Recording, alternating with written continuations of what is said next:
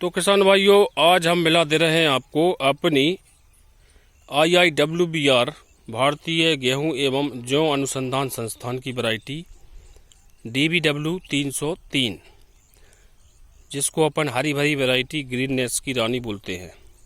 ये लगी है जगह अपनी लगभग 60 से 70 डेसिबल जगह होगी और इसमें अपन ने लगाया है 40 किलो लगभग, मतलब जगह होगी 70 डेसिबल तो पक्की है, ऊपर जितनी हो मतलब 1.25 एकड़ बोल सकते हैं इसको, मतलब 25% कम है 1 एकड़ में।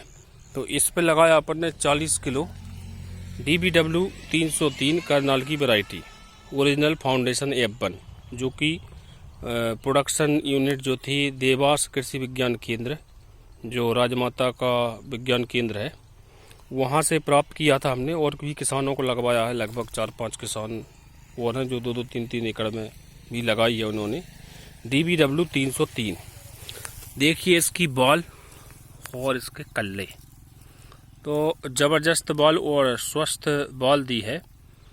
और जैसा कि इसमें ग्रीननेस की बात करें तो आजू बाजू वाले किसान या जो ये जो रोड है, मेन रोड बारिया रोड, ये देखो गाड़ियाँ चल रही हैं, तो किसान भाई पूछते रहते थे कि भैया इसमें क्या डाला है। तो जो हमेशा ये शुरू से लेकर लास्ट तक हरी ही रही, मतलब कभी इसने, देखिए इसका झंडा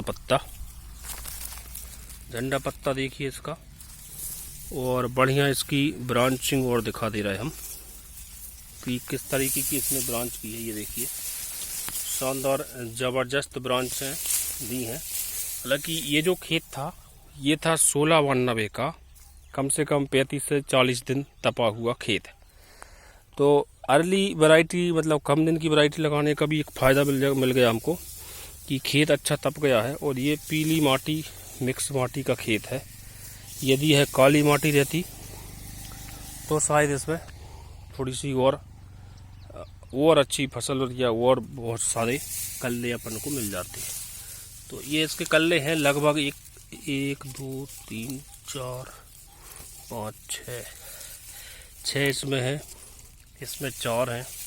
इसके देखें ये सिंपल दिख रहा है अपन को, देखिए 1 2 3 4 5, ये छोटा तो अब काम का नहीं है, 6 और 7। तो इस तरीके की ये ज़बरदस्त कल्ले इस वैरायटी ने लिए हैं और इसका रिस्पॉन्स भी बहुत शानदार है। मध्य प्रदेश के लिए पूरी तरह से रिकमेंड है। तो DBW 327 इसके बाद आई, 303 के बाद। तो DBW 327, DBW 359 और ये DBW 303, इनके कलर क्या है लगभग सेम रहते हैं और ये एक ही जनरेशन या एक ही प्रकार के जीन्स हैं इनके अंदर। और यदि अपन कर्ण वंदना की बात करें, कर्ण वंदना 372 377 वैरायटी, उसका कलर थोड़ा सा दोनों का उन तीन वैरायटी का 77 और 72 का उनका सेम रहता है, मतलब थोड़ा ग्रीननेस टाइप की रहती है। तो ये है DBW 303। बढ़िया हाइट ले ली है इसने, थोड़ी सी कुछ ज़्यादा ही ले ली, लेकिन मजबूती अच्छी है, पेड़ का तना मजबूत है तो इसमें क्या गिरने की समस्या भी नहीं रहेगी।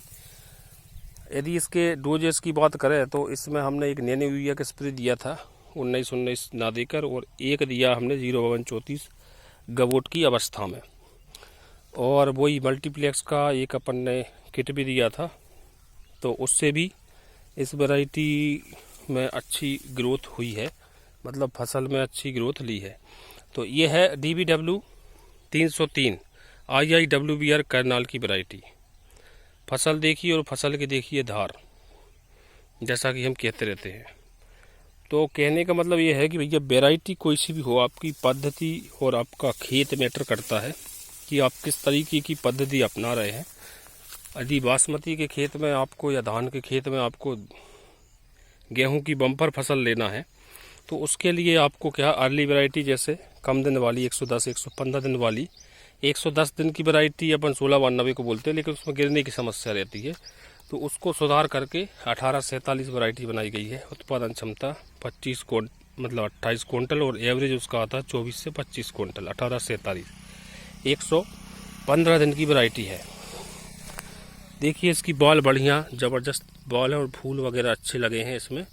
और इस अवस्था में एक चीज़ आपको देखना है कि अभी जो कुछ दुकान वाले या कोई भ्रमवश बोलते हैं कि बॉल निकलने के बाद 0050 का स्प्रे करना पोटास का, तो ये इस अवस्था में बिल्कुल नहीं करना आपको, क्योंकि इसके क्या है फूल झड़ने की दिक्कत रहेगी। जब यह है 0050 का स्प्रे कब करेंगे, जब यह है अभी क्या है इसमें देखो दाने बिल्कुल भी कम बने हैं, जब यह फूल पूरी तरह से मिट जाएंगे और इस बाली में क्या होगा कि नीचे से थोड़ी सी पीलापन आने लगेगा, इसके दाने पूरी तरह से बन जाएंगे हरे वाले और नीचे के थोड़े से पकने लगेंगे, तब उस समय अपन 0050 पोटास का स्प्रे करेंगे।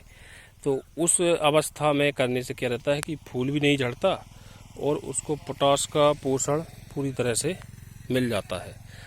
तो यही थी अपडेट। DBW 303 ओरिजिनल फाउंडेशन है, तो किसान भाइयों को उपलब्ध भी कराएंगे हम इसका बीज। तो जुड़े रहे ऐसे ही लाइव अपडेट के लिए, चैनल सब्सक्राइब अवश्य करें। जय बलराम, धन्यवाद।